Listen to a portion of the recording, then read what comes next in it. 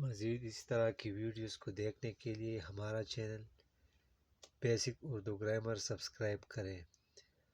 آج کی اس ویڈیو میں ہم پڑھیں گے تلمیح کے بارے میں۔ تلمیح کی جمع تلمیحات۔ پہلے ہم تلمیح کی تعریف کریں گے کہ تلمیح کسے کہتے ہیں۔ کسی تاریخی، سیاسی، مذہبی یا افسانوی واقعے کی طرف چند ایک الفاظ میں اشارہ کرنا تلمیح کہلاتا ہے۔ جیسے مثال کے طور پر بے خطر کود پڑا آتش نمرود میں عشق، عقل ہے محو تماشائے لب بام ابھی۔ یہ ایک شعر ہے۔ اس میں آتش نمرود تلمیح ہے اور حضرت ابراہیم علیہ السلام کے واقعے کی طرف اشارہ کرتی ہے۔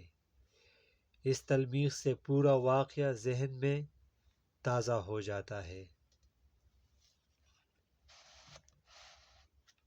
الغرض کلام میں کسی اہم واقعے، کسی فنی اور علمی اصطلاح، قرآن کی کسی آیت اور رسول اکرم صلی اللہ علیہ وآلہ وسلم کی کسی حدیث کی طرف اشارہ کرنا تلمیح کہلاتا ہے۔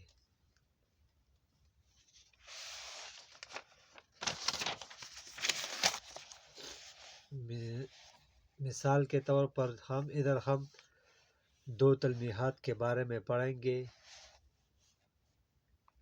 نمبر 1، طوفان نوح۔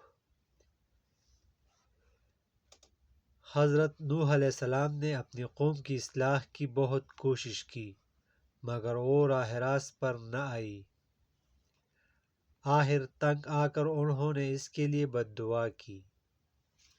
چنانچہ ایک طوفان آیا جو اس قوم کو بہا کر لے گیا،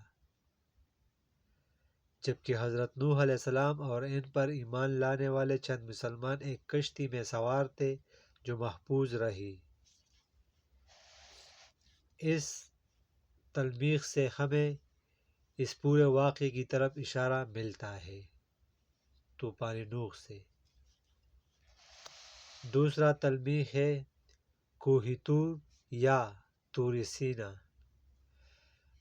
حضرت موسیٰ علیہ السلام اور دیدار خداوندی کا سینا پہاڑ سے تعلق ہے۔ وہی اللہ تعالیٰ نے اپنی تجلی دکھائی تھی۔ یہ تلمیح اسی واقعے کی طرف اشارہ کرتی ہے۔